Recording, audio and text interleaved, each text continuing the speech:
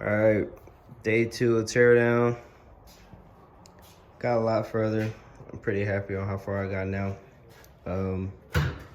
Got trans bolts, dropped the starter, pull the oil cooler lines off, and should be ready to yank this thing. So we're getting there. Got a couple homies over, so I'm calling it for the night.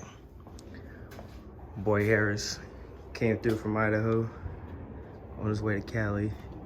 And we got my boy Trent, the nitrous SS. I should have kept my stock intake, but I kind of like looks and skull, so I was like, I gotta do the high road. Yes, sir.